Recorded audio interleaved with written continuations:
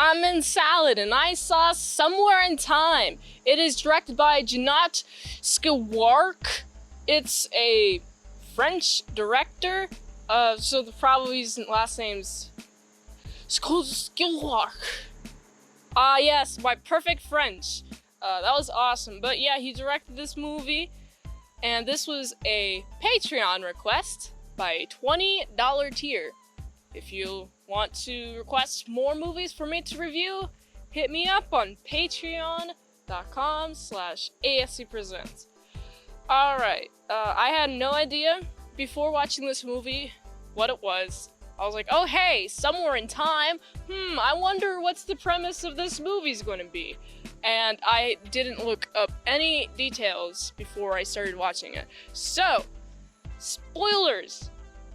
Spoilers, more spoilers, always spoilers. But go watch it if you're interested in what happens. Alright, so the movie starts. You meet a guy, his name is Richard, and he's in 1970 something. That's the era. How fun. And he's walking about, and he meets this lady. When I say walking about, like, there's this whole event, and he meets this lady who gives him this strange pendant. First lady he's ever met. I mean, that's quite inaccurate. It's the first, he's very confused as to why this lady gave him this pendant. But she also just dies. Just mysteriously dies. And it's like, oh boy, this is a sad story already. But, okay, woman dies. 8 years later, that's what happens. And then he's very successful at Chicago business, or Chicago. He lives in Chicago. Chicago's fun. I've never been. I want to go to Chicago. But he's making lots of money, and he's quite empty with his life in terms of like the love. And because he's quite empty with the love, he's like, hey, I'm a successful writer, okay? He gets writer's block, right? And he's like, yo, writer's block? I'm gonna block it out, and I'm gonna make sure I can write again goodly, and I'm gonna take a break from it. So, he goes to this place. It's like a resort area. It's a nice little resort area. I'm like, aw yeah, I like this place. I want to hang out here. And what's fun is, there's a picture. There's a picture of a woman that he is attracted to. It's, a smiling woman. She's cute. I'm like, aw yeah, that's nice. And she's a celebrity. So you know what that means? He's like, whoa, I cannot believe it. I gotta find out how to get this woman. But it's an old photo, so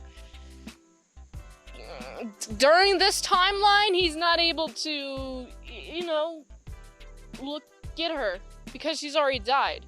He gets super obsessed with her. Hey, I'm super obsessed. Woo, woo, that's awesome. He also, along with the pendant, he also is in possession of this time travel book. The time travel. And there's like this professor who is like, hey, I wrote it. But the hey, I wrote it is on the book. I mean, not like literally. It doesn't say literally, hey, I wrote it in the book. It's a professor. Professor wrote it. It's like, it might as well be like a peer-reviewed kind of thing. Or time travel. Would anyone peer-review it? But anyway, you know what's fun about that book? The fact that Richard is so excited, so falls in love with this woman. Oh, who is this woman? Oh man, I'm so obsessed with this woman. I want to meet this woman. And he goes to meet the professor.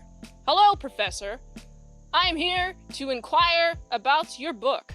The book about time travel. The professor. This is honestly like the coolest thing about the movie, really cool thing about the time travel in this movie. You have to will yourself. There's no time machine or anything. All you gotta do is take all the items in this resort room, make it so it's not from like 1970 or 1980 or whatever. Make it so you only see items from the year that you're trying to get to, like 1912, for example. And he's like, alright, I'm gonna hunker down and do this. There's a warning, though. Warning! This will drastically weaken your body, maybe even cause you to die. This guy is like, I'm going to try it. There are risks in life. Why not take a risk? I'm already successful at writing. There's nothing else. I'm alone in my success. I have nobody to spend my money on. So, he's like, alright, I'm gonna will myself. So he tries to will himself. Obviously, by try, he means, try is a word that gives you some room to not do your best. Like, actively not do your best. And so, because he uses try, well, he tries, he's not able to do so. He's sad. Oh, I'm so sad. Ah, sadness. Ooh, tears. Ooh, I'm so sad. But you know what's also fun about that, though? He finds this guest book in his room. Signature from him, signed 1912. And it's like, oh boy. Hey, that's pretty neat. I actually know that I succeed. So instead of trying, he doesn't. He does will himself. He's like, I'm gonna put in my full effort. I know exactly what I'm doing. I know exactly I'm going to be taken to 1912. Not, oh, please pray I go to 1912. No, I'm going to 1912. So he does that. He wills himself in 1912. He wears his cool hat, cool, like, suit. It's, also, I should mention, the movie at this point, very vibrant. It's like the saturation is like through the roof, and there's like light on everything. Ooh, sparkly. So, the fun sparkliness of everything starts happening. Richard is off to meet a girl. Her name is Elise. He goes, walks up to her. It's like, hello, I am Richard. And she's like, oh, is it you? And then swiftly whisked away by this guy named Robinson. Ooh, he do be jealous though. Oh, you're not allowed to be near him. Also, no. Goodbye. And Richard tries again. Very noble attempts. He tries to meet her by this, I don't even, maybe it was next to a bee. I do know it was like by a couple of trees. And he's like talking to her, and guess who's also there? Robinson. They talk. They're like, she's scared of him because she was told that there's gonna be some man to change her, and because of that change, she's scared of it. She's scared of change, and of course, people are naturally scared of change, and that makes sense.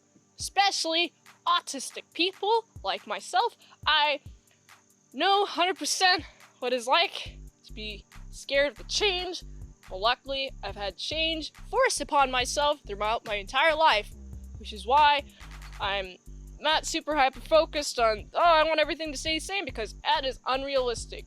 And Richard knows this. Richard knows that there's a mosquito on my microphone, and he also knows that change is inevitable.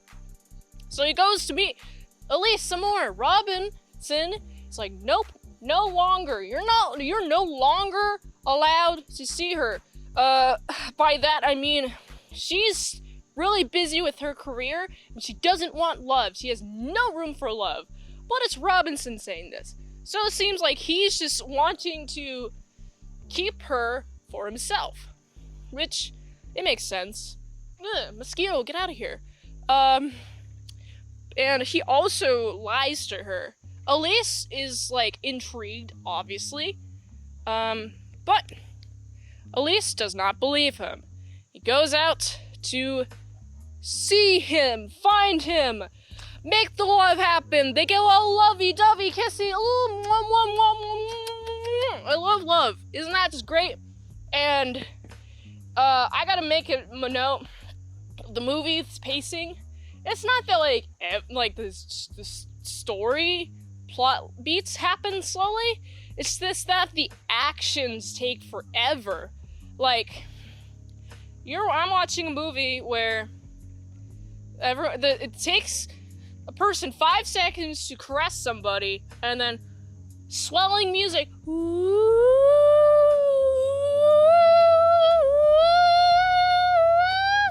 and then they kiss. It takes, and then they kiss for like 30 seconds. This is a very slow-paced movie, but it's to build the drama, the emotions, the holy dang, look at her, and this is about falling in love. It's a nice little movie about falling in love, and so, it's cute and fun. They are cute and fun, and they kiss, and they have lovely, lovely loveliness. But, he's accidentally willed himself back to 1980. Hey, this time travel is very brief, okay? This time travel is not supposed to remain for a very long time. And so he's like, I'm weak. I want to go back to 1912 with her. I want her to be my love. I loved her so much, so dearly. Why can't I have her? No! And that's because you're not supposed to mess with time, kid. But, of course, he's so weak. I remember just like him laying on the bed, just like, I'm draped over, I'm dying, I don't want to eat no more, That's him speaking, that's what he sounds like. And he doesn't eat for a week, to the point where he dies of heartbreak. And I'm like, is it the heartbreak that killed him? Or is it the not eating for a week? Because I know for a fact the human body can withstand up to 3 weeks without eating. You got 3 minutes with oxygen, 3 days with water, 3 weeks with food. Has he been hydrating himself? But he's gone without food? Would he have died sooner? I would think he would have died sooner. There are people who have not drank water for 7 days and have lived. Miraculously. I don't know, I saw it on a TV show once. Maybe that's probably happened. But food? You can last a week without food. He's a scrawny guy, but he's got some muscle for his body to eat. He's got some fat for his body to eat. At least have it like 3 weeks.